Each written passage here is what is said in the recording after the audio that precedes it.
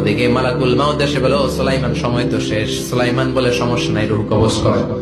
উনি লাঠির মধ্যে ভর দিয়ে দাঁড়িয়ে রইলেন। গ্লাস ফিটিং করা রুমের ভিতরে কোরআন সাক্ষী।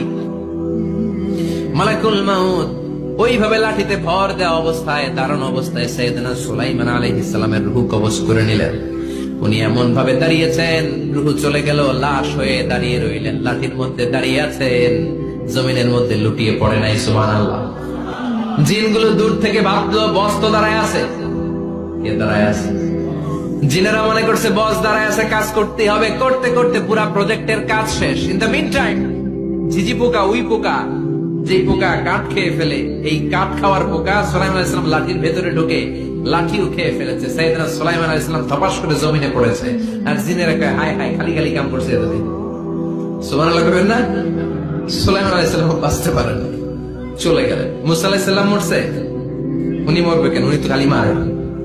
মরছে এক থাপ্পড়ে ফেরাউনের বাবুর্চি নাই। মুখের আগে হাত জ্বলতে কয়েকজন, এর মধ্যে মুসা আলাইহিস সালাম আছে না নাই? মালাকুল মাউত মানুষের আকৃতিতে অনুমতি না নিয়ে ঘরের ভেতরে ঢুকে গেল। ঢুকে বলে, আনা মালাকুল মাউত, আমি মৃত্যুর ফেরেশতা। তো কি চাও? জিতু আনা বাদা রূহাক, আপনার রূহ কবজ করতে আসছি। কিন্তু মুসা আলাইহিস সালাম দেখতেছেন দিব্য একজন মানুষ, কি দেখে? আবার সালাম দেয় নাই, অনুমতি নিয়েও ঢুকে নাই। অমিয়া, অনুমতি নিয়ে ঘরে ঢুকার দরকার আছে না নাই? মুসা আলাইহিস সালামের মেজাজ বড় গরম। উনি বললেন, কি করবি? কয়, আপনারে মারবো। কয়, এদিকে আয়। মালাকুল মাউত মনে মনে ভাবে, এতদিন সব মানুষগুলো আমারে দেখলে দিত দৌড়, আজকে মনে হয় আমারে দিতে হবে দৌড়। এক পা গায়ে দুই পা পেছায় সাহস করে সামনে গেলেন। আবার মুসা আলাইহিস সালাম দিলেন এরকম থাপ্পড়।